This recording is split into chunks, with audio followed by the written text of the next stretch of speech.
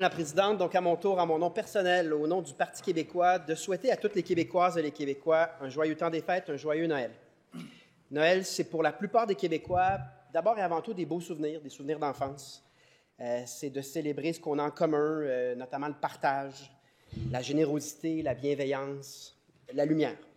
C'est une période donc de réjouissance pour un très grand nombre de personnes au Québec, surtout pour ceux qui ont les moyens d'en faire une période faste. Des moments reposants et heureux, mais ce n'est pas le cas de tout le monde et je désire le rappeler. Ne perdons pas de vue que pour plusieurs Québécois, ce sera un temps des fêtes avec le ventre vide. Beaucoup ne se reposeront pas, vont le travailler.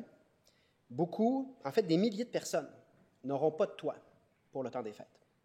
Donc pour ces Québécois moins chanceux, je pense qu'on doit avoir beaucoup de compassion. On doit faire le vœu qu'on va faire mieux en 2025, parce qu'on est une société riche, capable d'équité envers tout le monde. Et dans notre cas, vu qu'on est des élus, je pense que c'est plus qu'un vœu, c'est une responsabilité. Et je désire le rappeler. Bon, pour la tradition des blagues, ça fait longtemps que j'ai compris que je ne serais jamais compétitif avec le chef de l'opposition officielle chaque discours de Noël. Donc, pour 2025, on souhaite tous que son successeur sera moins drôle et moins divertissant que Marc Tanguay. Sans blague, Marc, félicitations pour ton intérim. Ton calvaire achève. Lâche pas. Et surtout, un joyeux temps des fêtes. Parlant de calvaire, les débuts de Ruba n'ont pas été exactement les plus simples, ni les plus légers, mais je pense que tu as prouvé que tu étais capable, plus que capable. Donc, je te souhaite à toi aussi du repos qui est mérité après quelques semaines dans ce rôle-là. C'est déjà très mérité. Maintenant, pour Monsieur le Premier ministre, peu de gens le savent, mais on a une passion commune, lui et moi, la Suède.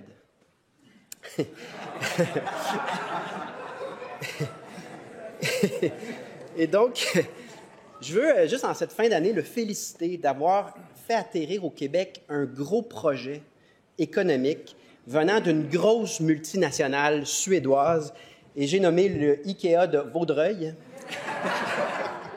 qui vient d'ouvrir, donc on pourra aller le visiter ensemble, apparemment, qui ouvre ses portes très tôt.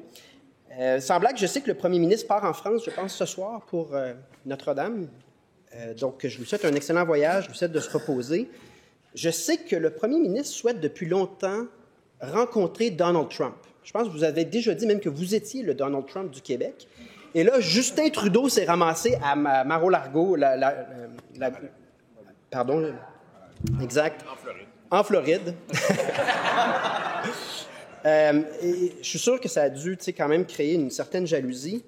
Et donc, je comprends que vous allez rencontrer Donald Trump dans les prochaines 24 heures. Donc, je vous souhaite que ce moment soit magique. Et lorsqu'il vous proposera de faire du Québec le 51e État des États-Unis, je le sais que ça va être tentant de dire oui. Bien, je le sais que vous avez un amour pour la Louisiane. Mais pour une rare fois, je vous offre tout mon soutien. Pour une unique fois, je vous encourage à fermement soutenir le camp du non. L'an dernier, Madame la Présidente, je vous disais que Noël, c'est une trêve. 2024 a prouvé que ça a été une année quand même exigeante au Québec comme ailleurs dans le monde sur le plan géopolitique, des conflits, etc.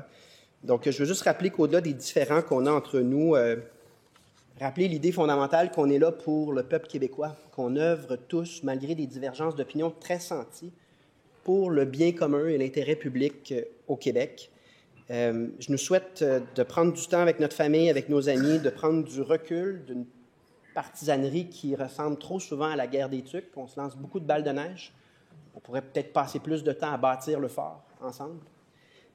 Donc, prendre ce moment-là pour bâtir en 2025. Je tiens à remercier évidemment le travail du personnel à l'Assemblée nationale chaque jour qui fait un travail vraiment exemplaire.